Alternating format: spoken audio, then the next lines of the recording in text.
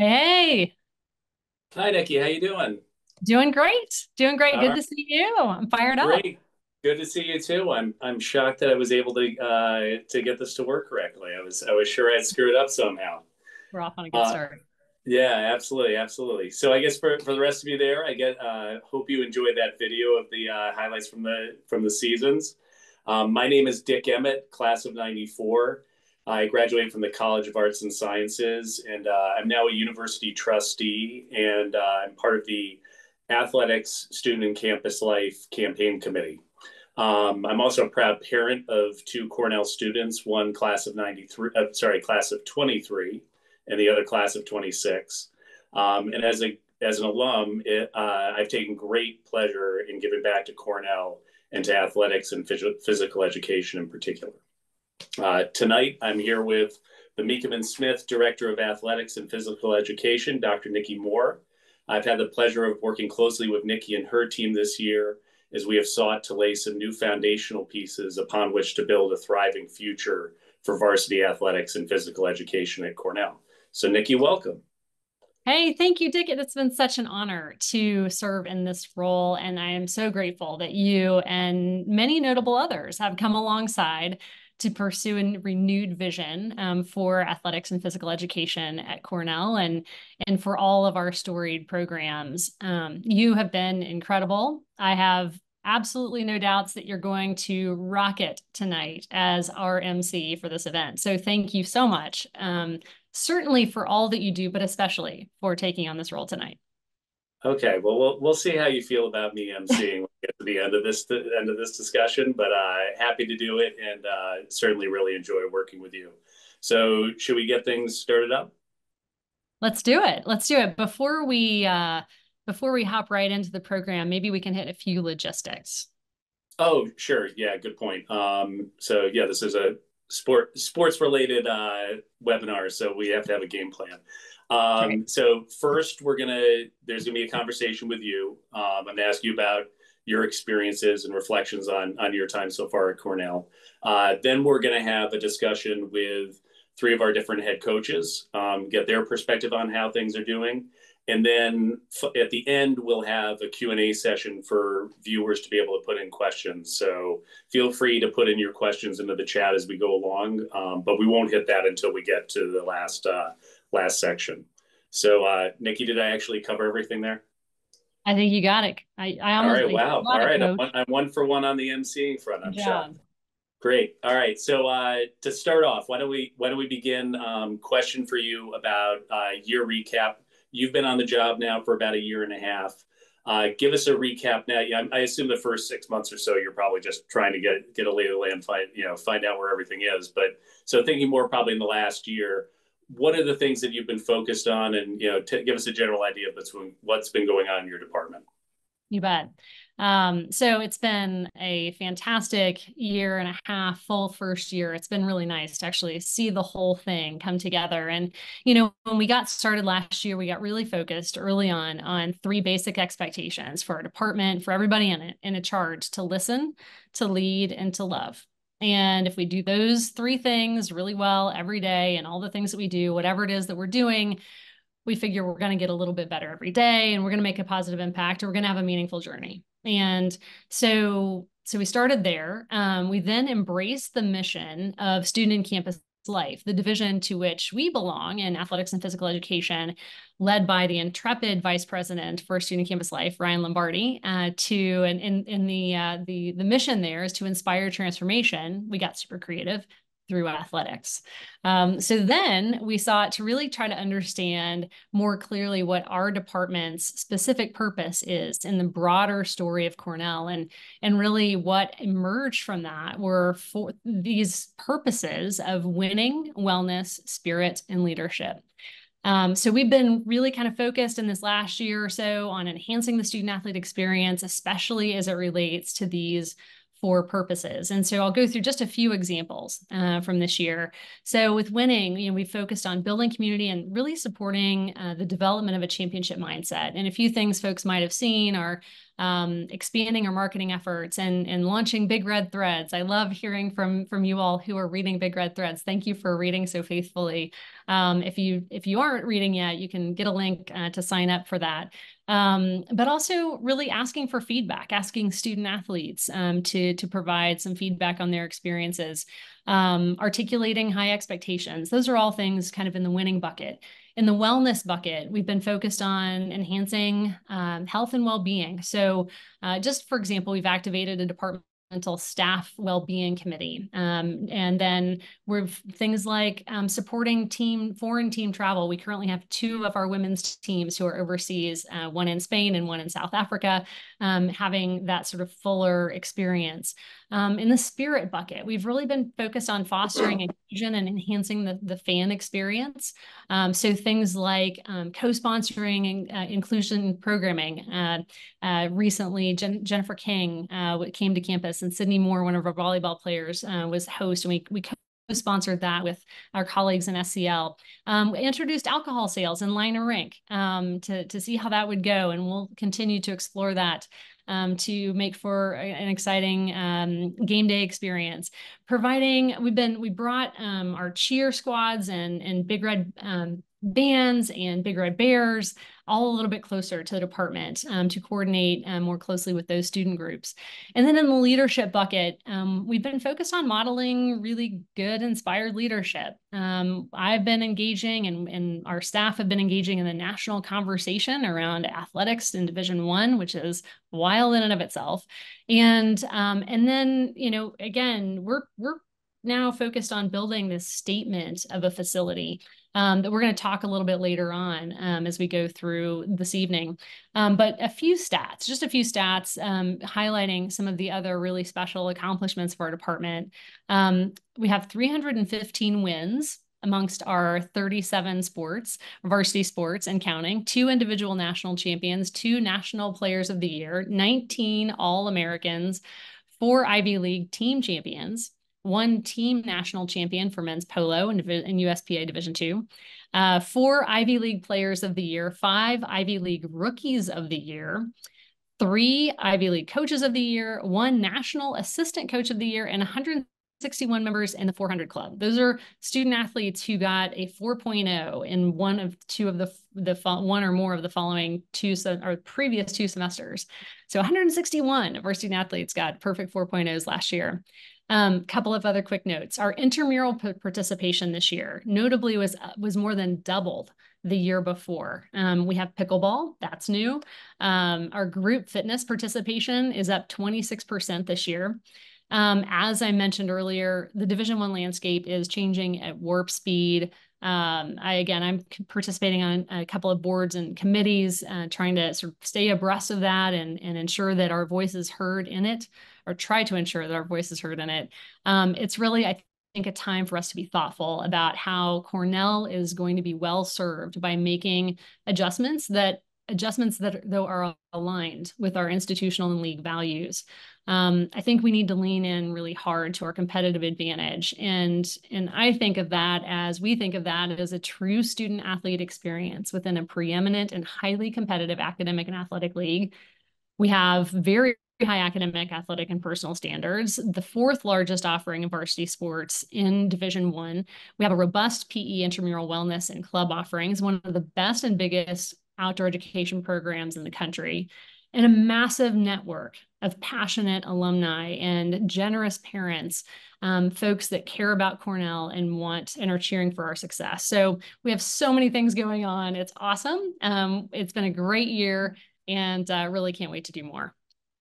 Got it. Great. Yeah, no, it is amazing to me. I remember when you first told me that we had the 4th largest offering of varsity sports, and my first reaction was, oh, Nicki must have this wrong. She hasn't been here for that long. And I was like, no, you're right. I mean, it's amazing the scope that goes on across athletics and physical education and the outdoor education program. And it's really incredible.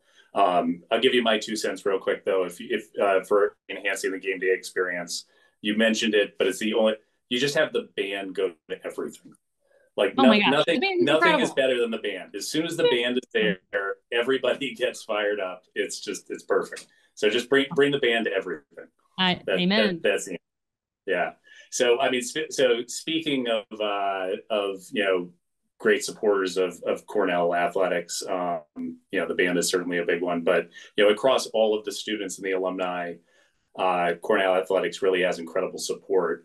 Um, as you've taken on this job, how has that felt to you, and how has it been different than other places you've been at?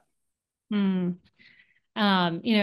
Folks have been really welcoming, and it's been inspiring. There are times when it almost feels like a burden because I want to be so good for everybody. I want this to be, I want Cornell to thrive in such incredible ways, but rarely does it feel like a burden because it does feel like it's being shared by a whole lot of people like you, Dick, frankly.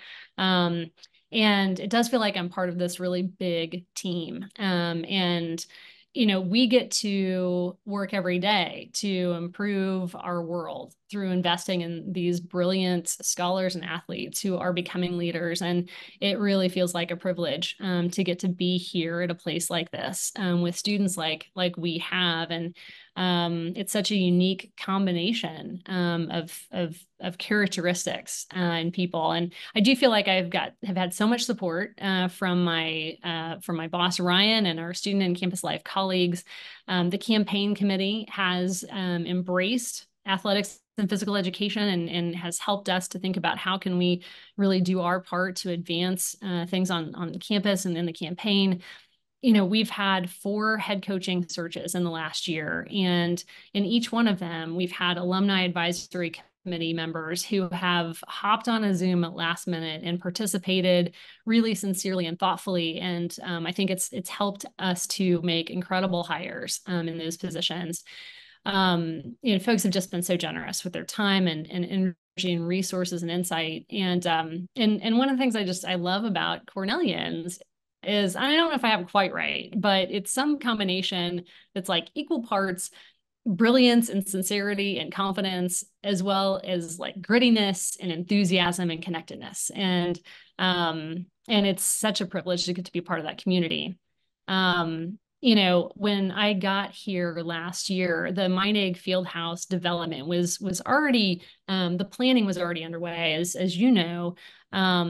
And so I kind of hopped on a train that was moving pretty fast, but I recognized it was such a big project. It was going to take a village.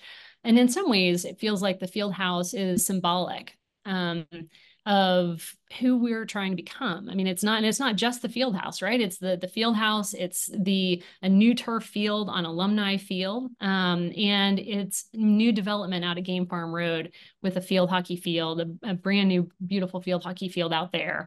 And so that's a huge, like, multi-part project. And, in some ways to pursue winning and wellness and spirit and leadership, it's big and it's bold and it's going to take a lot of people really, pulling in the same direction. And in this particular, these projects are going to really represent a massive improvement for certainly our field varsity club and intramural sports. But also to others that are going to be training in them and doing strength and conditioning in them. It's going to really contribute to our ability to recruit the very best and brightest students to help them to prepare well, to compete, and to have consistency in scheduling. It's such a huge part of it. It's such a mundane part of it. But to go from one outdoor turf field right now at Schulkoff to then having 3 within that footprint is going to be just a massive expansion. And then I mentioned the new facility, wonderful field for field hockey out at Booth Field. And in some ways, that project foreshadows this long range facilities planning project that we have that we're getting ready to kick off. That sets the groundwork for what we can do to put some of our athletics facilities out of Game Farm Road, but to also preserve and enhance the footprint that we have here in the middle of the campus, that it can be used by all of our community members, our campus and community members. So, from a leadership standpoint, the field house has really inspired some pretty prominent Cornell leaders not unlike our very own Dick Emmet tonight. We have this group of folks that we've come to start to call the core four, who have really got a ton of skin in the game. And Dick, you know them well. It's yourself and Ann Smalling, Rich Booth, Alex Hansen. That group has been incredible in leading the way to help us get momentum for this project. And then from a spirit standpoint, all of our programs are going to get to use this space. To get it built, everybody with affinities across the campus and across sports and activities can be a part of making it happen. And it's so encouraging when we have new people come on board, but it's also, it's been really encouraging to see faithful donors like Scott and Heidi Smith and Diane Meakem, whose names my position bears, step up once again to make things happen for our campus. And so this community is just incredible. And I think it's going to take that community to make this project happen.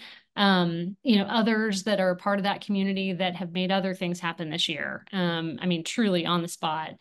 Becky Morgan and Craig Kaiser, our board chair, Andy Phillips and Susan Potter, Andy Paul, Mike Flory, and Bob and Mary Everett, who come to every women's hockey game, and more, and along with Liz and Brian, and then Jay and Julie Carter have been incredible. And Jay stepping in to even sort of be a head coach again for a second time for us in sprint football. Steve and Barbara Friedman, I'll talk a little more about one of their gifts a little bit later, but Friends of Cornell football coming together and deciding to make an impact for football, in the Women's Athletics Network. And that group is coming together to continue to support our women's student athletes. Just this really special community doing really special things. And I'm floored to be a part of it.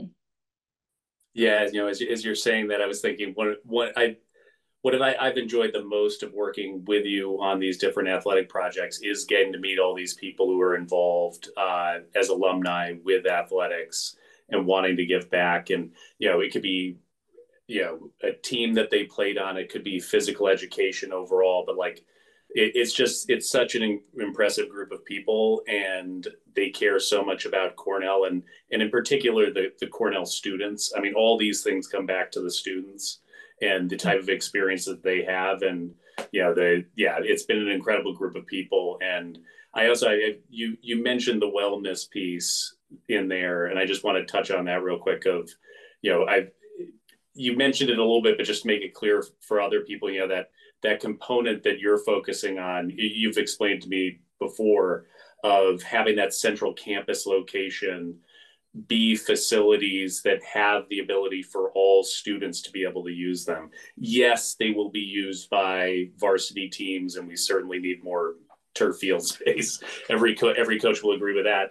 But having another turf field on central campus for, intramural soccer, for intramural flag football, for, all these different sports, having things centrally on campus, easy for your regular student to be able to get to.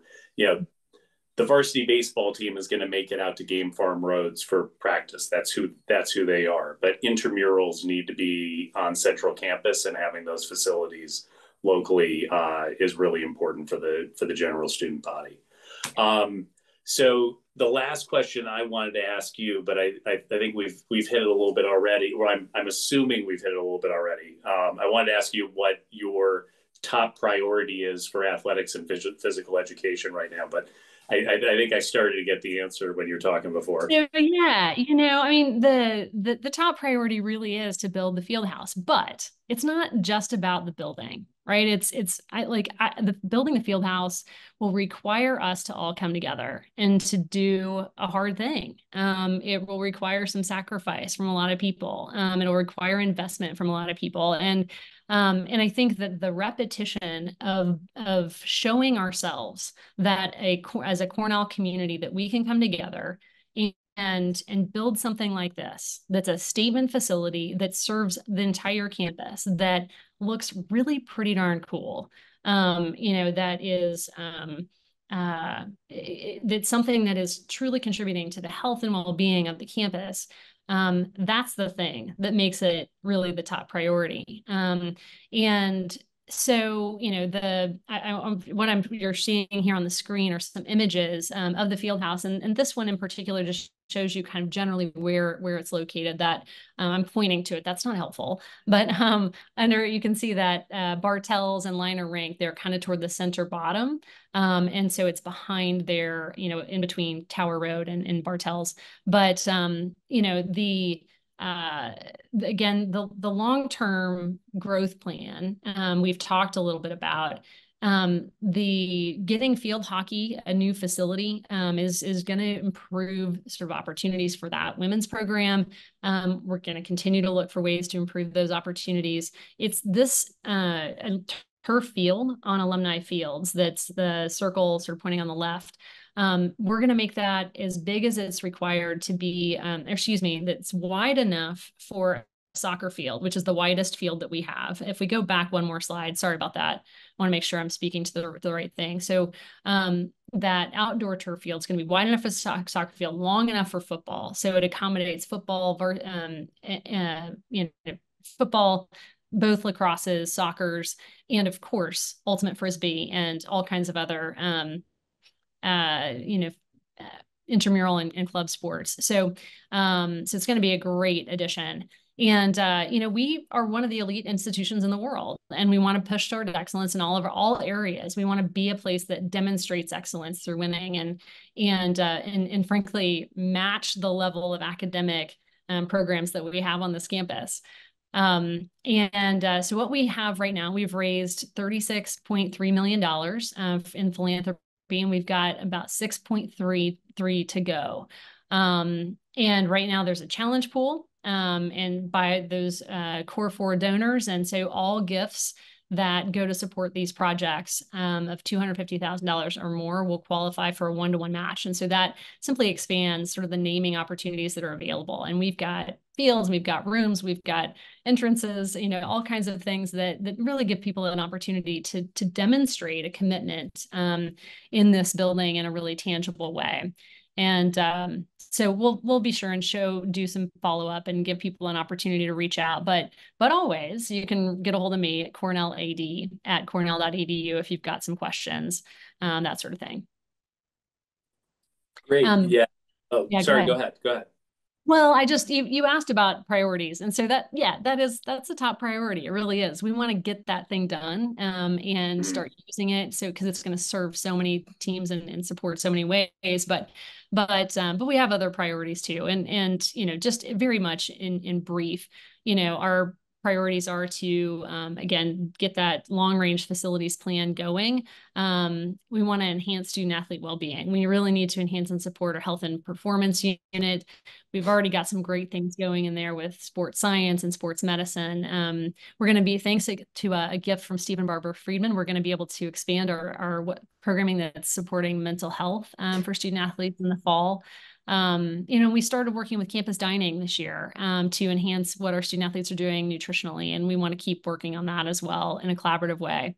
We also really want to build student engagement on campus. And I don't know if we have any current students or maybe parents of current students, but I want to issue a challenge to have every student on this campus go to at least one men's and women's varsity events in the fall, in the winter, and the spring, just to get a taste of it and to be a part of it. So it's a part of your Cornell experience, as well as start to do PE credits earlier, do the swim test earlier in their career to get exposed. We have some of the coolest PE offerings. We've got caving and aerial. We have handgun.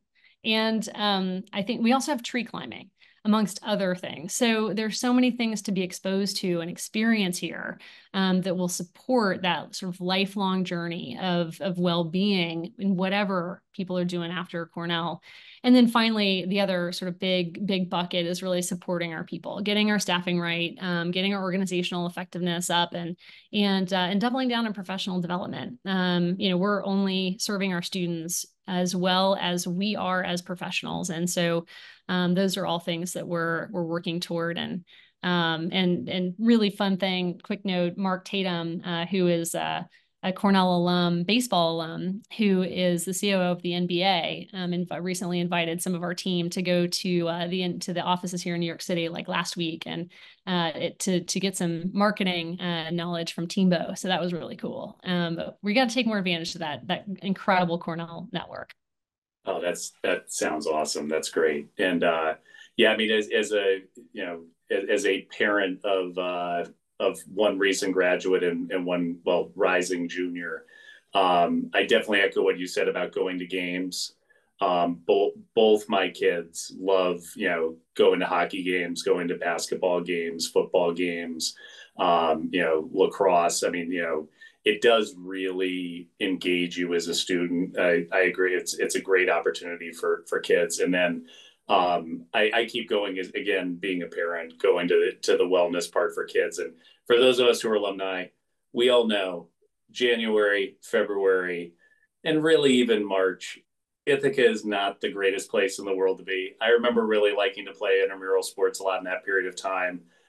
My kids are the same way, having those type of outlets during those months, and with how much more we then can do for intramurals in the new field house. Because the other thing, the great when you're a college student, you don't go to bed until 1 o'clock in the morning anyway. I mean, I remember having intramural basketball games at 11 o'clock at night and didn't think anything of it. Indoor soccer, other things for intramurals during the winter, I think is just going to be fantastic for kids. So I think it's going to be a great setup. Yeah. So, of course, Nicki, I said I was going to keep us on schedule, and we're actually running a few minutes late. All right. So we should bring the coaches in. Let's do it.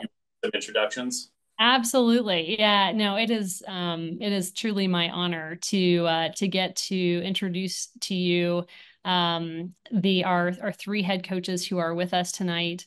We have our Richard M.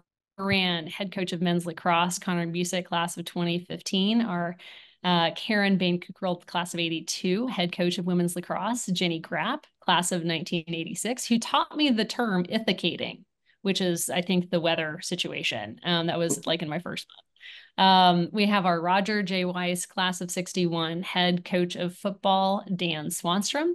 And so, Dick, have some fun with these guys. They're amazing. And I'll join you on the back end. All right, great. Thanks, Nicki. All right, well, thank the three of you very much for joining us tonight. I've got a few questions to ask you all, and then we'll rotate into questions from the audience. I guess to start off with, let's start off with lacrosse, and I guess Jenny, for you in particular, and then Connor, I'll follow up with you with the same question. There's a lot of money and resources going to lacrosse nationally. Your competitors, whether it's ACC schools, Big Ten schools, other Ivy League schools. I know one of the things that we've done is build new locker room facilities for both men and women's lacrosse. That was fueled by giving from people who are on this call. But could you, I guess first, Jen, could you bring us up to the state of play in women's lacrosse, what you're seeing in the current environment, and what the challenges are for you? Sure. Good evening, Dick. And yeah, just to kick it off, I think so much pride in the fact that we're having this conversation about Cornell taking steps to enhance our facilities. I think it's amazing. I've been the head coach for the Big Red for 27 years.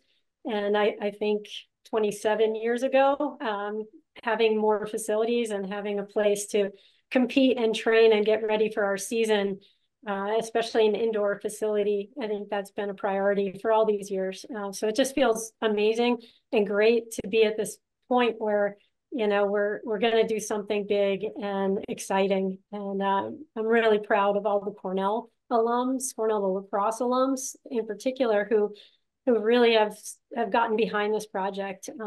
And yeah, it feels great. When it comes to Ivy League women's lacrosse, we have 3 teams currently in the top 15 nationally.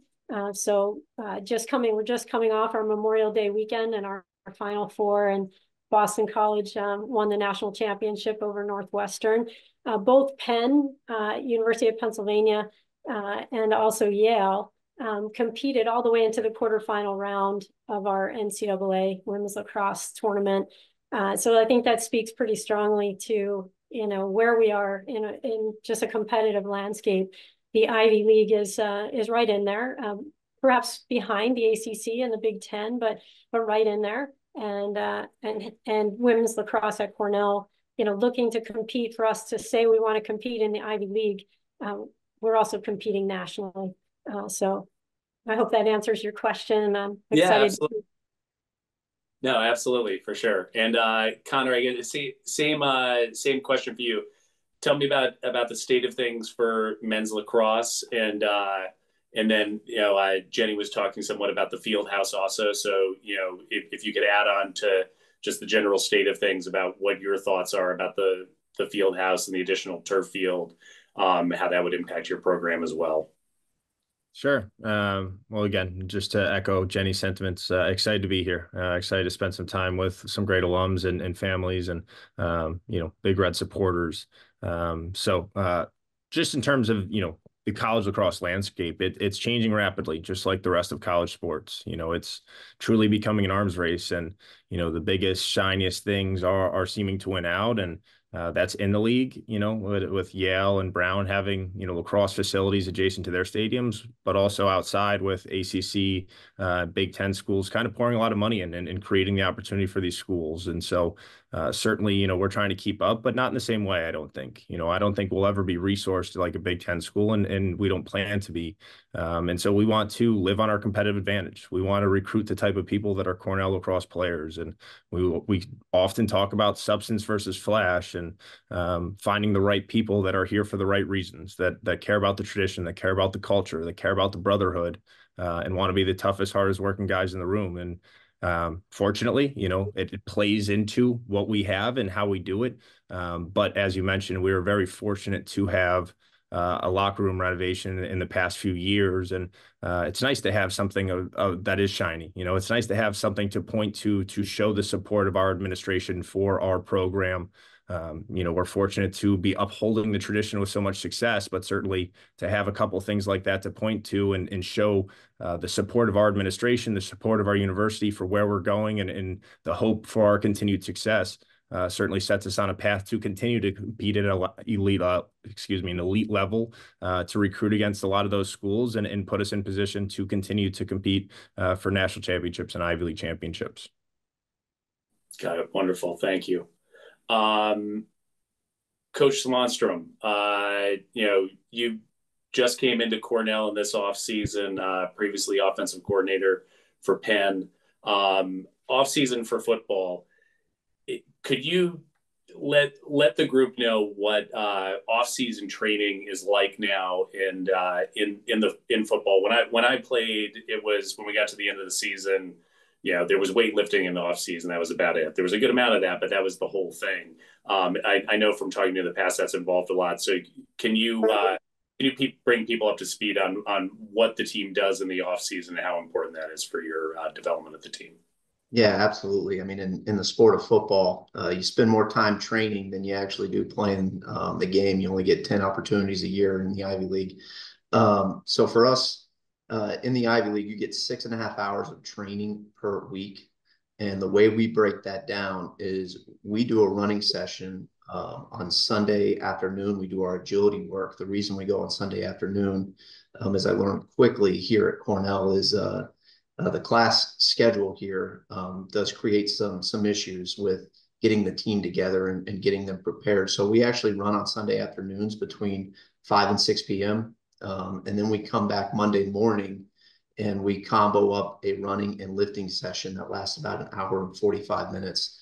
We spend about 45 to 50 minutes in each session, and we split the groups in half. Tuesday, we go Tuesday afternoons, and we put in a 1 hour lifting session on that Tuesday. Wednesday, we give them the day off. Thursday, we come back with another 90-minute session that splits running and lifting. And then the remainder of that time is used with another running session and lifting session Friday morning. And so we're Sunday afternoons, Monday mornings. We start at 6:30 on Monday, Thursday, and Friday. And we continue that up till spring break.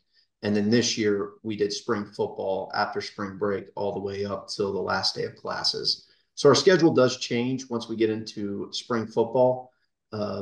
We're allowed 20 hours of work week when we add practices. So those springs, basically, you get a lot more time to meet, to lift, to train, and to practice.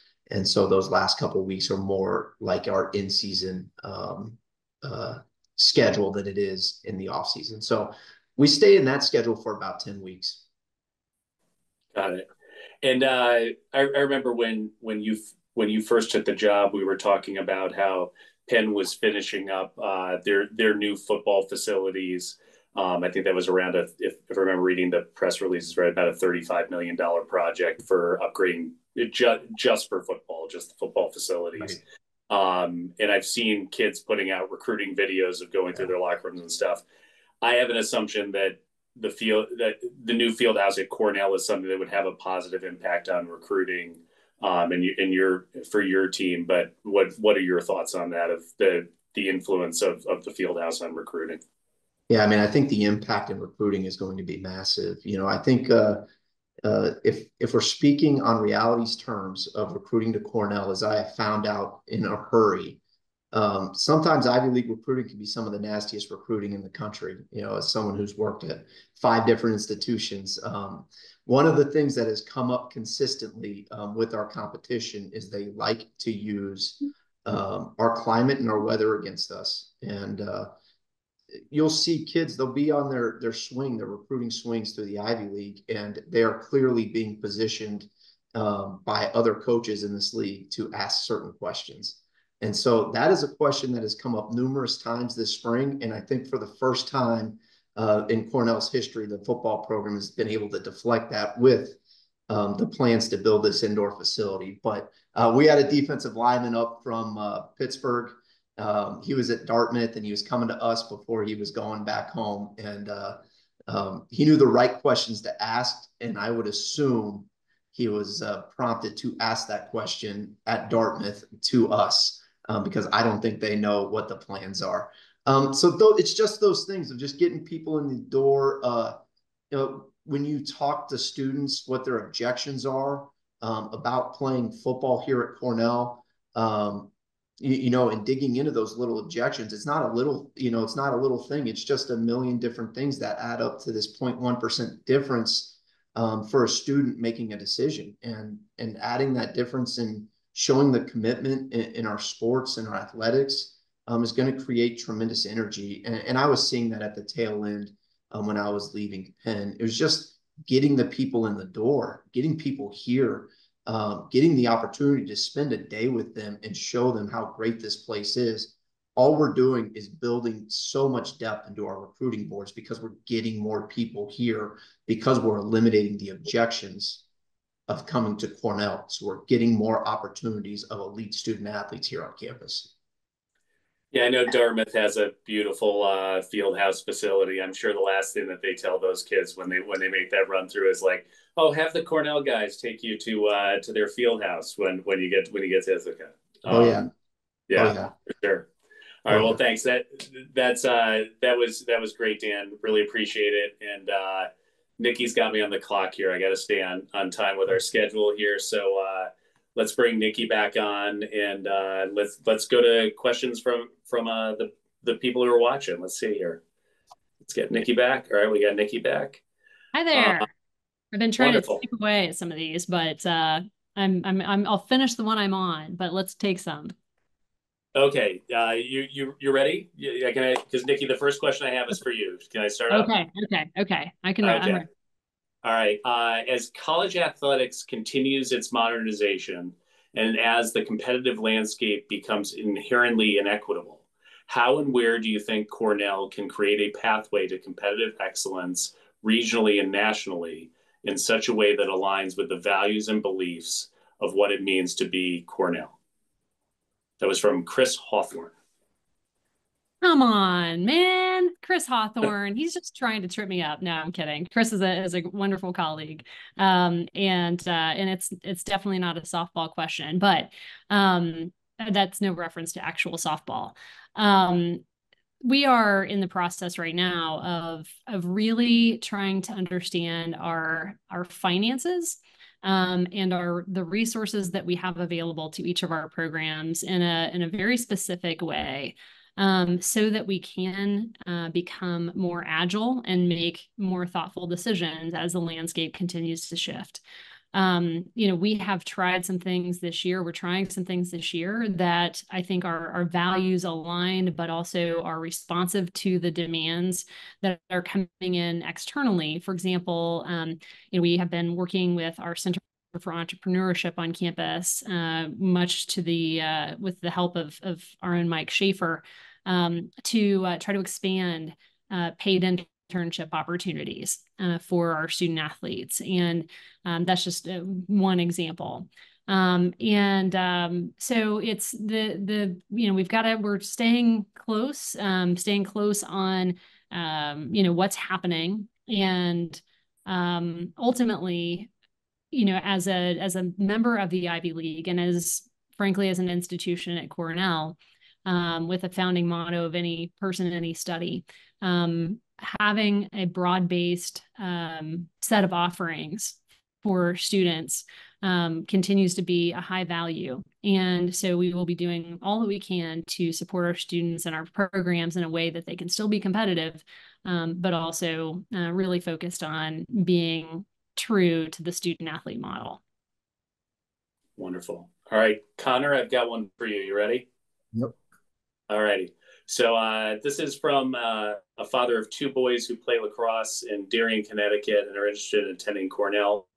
What is your philosophy in recruiting and building a men's lacrosse program? Building a men's lacrosse program specifically in Cornell athletics overall? Yeah, and for us, as I kind of alluded to, we're looking for the right people. At the end of the day, we want to be high level lacrosse players. We want to recruit the right guys, but usually for us, that process of seeing the lacrosse just starts the process, and from there, we're going to ask everybody that has any relation to the young man about what type of person they are, what type of teammate they are, how well they're respected within that locker room, and realistically, how driven are they internally? Are they the guy that's always doing more, that's doing the right things, that's making sure that their team and teammates look better because of them, or are they the guy that likes to make the play and likes everybody to look at them? And so as we look around, we have a very tried and true method that has been a blueprint far before I got here, and hopefully it sticks far after. But we're looking for the type of person that fits, that comes, and as Coach Swanstrom alluded to, we're looking for people that want to embrace the challenges, that want to embrace the early mornings and the late nights and the cold weather. And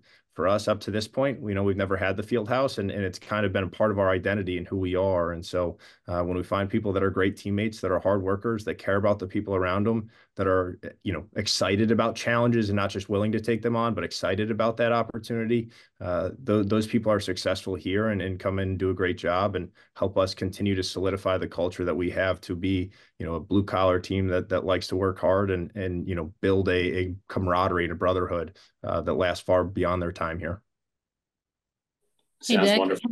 Yeah. Can I add on or kind of build off of something that Connor just said? He talked about building his program around people, and that's probably an extension too of the prior question. It's hard to find and bring together really excellent people and have them work together as a team and as a community. And I think that we are capable of doing that. And I think it could be our real competitive advantage to find people that want this experience, both our staff and our coaches, but also our student athletes. I can't imagine a better population of individuals to hire from than Cornell student athletes. And I think that can also continue to be a competitive advantage that's hard to touch for a lot of folks. Absolutely. Nicki, got another question for you. How do you see the House NCAA settlement, assuming it gets certified for the court? How will it affect the Ivy League and more specifically Cornell from a budget and competitive perspective? Another easy one. Yeah, you get the really easy ones. So hard to say. I'd be curious what our coaches think about this. But for those of you who are not aware, we're talking about a settlement that the NCAA agreed to last week. It will be litigated for a while to come, but amongst other things, it involves billions of dollars in payout, both sort of prior damages but also future, has a provision for student athletes to be paid into the future directly by institutions, essentially to bring the NIL or the collective endeavor or enterprise internally. Don't have to, and there are lots of problems with that. But it's a very interesting development. You're seeing a lot of folks across the country sort of scrambling to say how are we going to stay competitive in this, and I think the way it's going to affect us is I think it's going to really cause us to go back to say who are we, who do we want to be, what enterprise do we want to be about, and how important is it for us to win, and at what level. It's not hard to imagine some institutions or sports or entire athletics departments at a certain level, practically breaking away and from the academy itself, and that's not something that I envision happening here. I just don't. It's not who we are, and it's not the thing that defines what makes us competitive. So I think we're going to have to, again, continue to stay abreast of it and ensure that we're offering our student athletes who choose to come here the best possible opportunities that they can have. But we're going to have to stay tuned. And the truth of the matter is it costs a lot to run the broad-based kind of program that we have. And so that's something we'll just have to continue to evaluate to make sure that we're able to do that in a way that positions our students to have competitive success. Okay, wonderful. Jen, question for you. What is the biggest challenge to coaching an Ivy League varsity team? So I guess it's I guess you can take this however you want to take it. It can be on the field, it can be off the field. Well, I would say that the student athletes are so smart. I mean, the challenge for me is to kind of keep up with it. They're always wanting, excellence. They want to be competitive. They want the best. And so I think it's a great thing. It's a good problem to have. But I do think that, it presents a challenge on many levels. They really they want this experience. They have 4 precious years, to really dive into this whole teamwork and team building. And as female athletes with fewer, professional opportunities waiting for them as athletes, right? This becomes like their ultimate experience. And so, it's always an honor, right, to coach this level of scholar athlete, who's really, really pushing wants to be the best.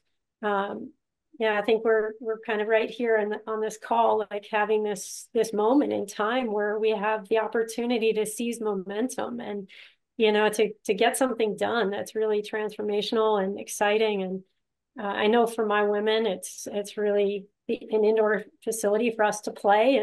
It's really game changing. We actually started the 2024 season here at home. Our opening game was against Cal Berkeley, and Cal had flown in, from California to play a couple games, and it snowed at the beginning of our game. It was just like it was happening in real time, just a few months ago. And as a coach, you're trying to navigate, what's going on and the safety concerns and the competitive environment. And we're slipping and sliding all over Sholkoff Field. Really look forward to the opportunity to schedule great competition and to be able to compete strongly, and not have to worry about the ithication, which, as Nicki knows, could be anything from rain to snow to sleet, to high winds. Like we're a spring sport. Connor and I are coaching lacrosse in the spring, but our athletes are coming back to Ithaca in January to get ready for a February 1 start. So in effect, we are a winter sport. And hope that answers your question. Yeah, no, it absolutely does. And as you were answering that and talking about the student athletes, I got to say, one of the things that struck me, and sort of alluded to this a little bit early on with the question to Dan, but to say it more explicitly, I'm so amazed with these kids of the level of commitment that they put into these sports teams. I mean, maybe you don't really think about it anymore because you're so in it all the time, Jen. But it's like women's lacrosse doesn't stop. That is a year-round commitment from those women. And same's true for women's soccer. Same's true for men's lacrosse, men's football. Much more so than it was when I played football in the 1990s. What these kids put in to being on these sports teams, on top of having to do the schoolwork. Whether I think Nicki said there was something like 161 that had a 4.0. I certainly would not have been in the 4.0 bucket when I was a student. But it's really just so impressive what these kids are able to do. Dan, I have a question for you. So the question says, we are really excited about you, your staff, and the future of Cornell football. What can we expect to see from your team this year and beyond? This year, I got a lot to learn still, so unfortunately in the spring, we only get to compete against each other. So it's always kind of a give and take and really understanding where we are as a program. We're implementing a lot of new systems here. We're doing a lot with the development of our culture. And one of the great things you can do when you're developing a culture and trying to get it to where you want to be is sometimes, making some sacrifices and putting, players who aren't upholding the standards of the culture on the bench and putting talent, in a place where we are developing a team for the long term. But I promise you this, whatever team that we put on the field next year, we are going to play smart. We're going to play fast. We're going to play physical, and we're going to have fun competing in the sport of football. And we're going to continue to do that year after year. We're going to really work on our systems and recruitment of student athletes here. We are going to be a developmental program. We're going to recruit great student athletes here. We're going to really work on being coaches, teachers, and lead them and get them to a place where they couldn't get to on their own. We're going to help them maximize their potential academically and athletically. And I don't know where that's going to take us next year. I don't know where that's going to take us 2 years from now. And honestly, it's something at this point in this program I can't even be concerned about.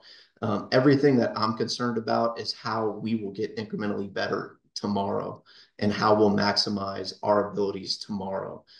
We're not at a place in this program to look at big picture, but there are core values that we will hold. And like I said, I hope we see good, smart football. Let's play fast. Let's play smart. Let's play physical, and see if that can lead us to some incremental growth within this football program. Wonderful. So I'm being notified out here because we're starting to run out of time, and I guess there's a lot more questions in the chat that we're going to have time to get to. So if we don't get to your question, please send your questions into the AD inbox so that someone from the staff can get back to you. It's really helpful for us to get the feedback from you all on what your questions and thoughts are about these specific teams or athletics overall. Nicki, one topic that's come up a few times in the chat, so I want to give you a chance to touch on it, is questions about pool and recreational facilities, recreational facilities on campus.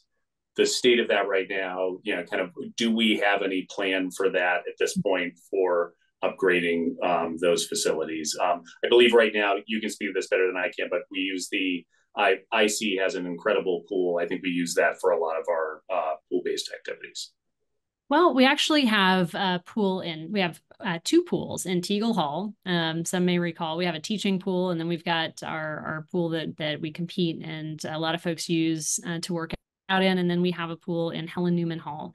And we have a facilities crew that has been working incredibly hard this year to develop better solutions to ensure that those pools, that we extend the life of those pools as long as we can. Mostly so that we have the kind of time we need to conduct. As I mentioned, we're going to launch a long-range facilities planning process this year. and explore. And the pools or a natatorium is certainly on the list of facilities to explore what and where and how big, and given the population and given the use, we need to do all of that data collection essentially, so that we can have the right vision for what that should be. But there's no doubt that this campus would utilize at a very high rate a new pool, and so it's certainly on my list, but I can't commit to a timeline at this point. It's also a very expensive project. So if anybody out there, if once we get past the field house, you want to participate, let us know that too. Let's see here. There's the second part of other recreation facilities. I really see the natatorium and recreation facilities as probably, we'll see what our study tells us, but I suspect that may be one big project that we want to tackle down the road, that provides social spaces, and it provides places where students can reliably go to work out, and also to participate, in all the activities that they're interested in and that we have. Yeah, thank you. And I'll add is, sitting on the board, I think that, the topic of a natatorium comes up there as well. And, I think it is very much what, when you think of that is a very massive project, bigger than the Fieldhouse project. When you think about what are the other demands that we have for athletic facilities, it really becomes a priority discussion that's still being sorted through. So it is something that's being thought about, but there's not a very quick and easy answer to it. Large project, a lot of levers that are a lot of different inputs that go into that. And so it is something that's being thought about, but when or if is, still very much up in the air at this point. So we're gonna have to see with those other projects. So want to be conscious of time. It's 8:30, so I think we'll have to shut down the questions. Like I said before, if we didn't get to your question, I'm sorry. We had a lot of people on here, which is wonderful, and a lot of questions, which is even better. Please, Cornell AD at cornell.edu, send your questions there. We'd love to hear from them. Nicki, any final thoughts you want to have as we sign off here? Yeah, just want to thank you and want to thank our coaches. Thanks to each of you for participating tonight. And thank you everybody that signed on. I think we had like 251 folks that participated and stuck around and have stayed here till the end. It means a lot to us to know of your interest and to know that you care what's happening in Cornell athletics and physical education.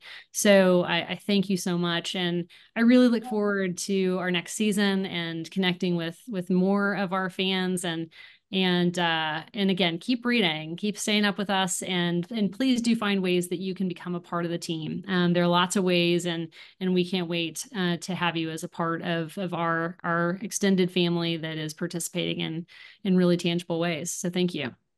And Dick, thank you. Yeah, no, absolutely. And just, one last thing to echo that, I would say, it's clear from this program, and we have a, wonderful athletic director who's doing a tremendous job. We've got 3 great coaches here and a lot of other great coaches. The best part of the athletic department is not on this call, though, and that's the students, the student athletes. They're incredible. And to echo what Nicki said, anything you can do to support them, through athletics, I think is wonderful, and really increases the experience both for the athletes and the student body overall. So thank you to the coaches and Nicki for joining us tonight, and thanks to everybody for participating. Very, very happy to have you all here. Thank you. Go Big Red. Go Big Red. Thanks so much. Bye-bye.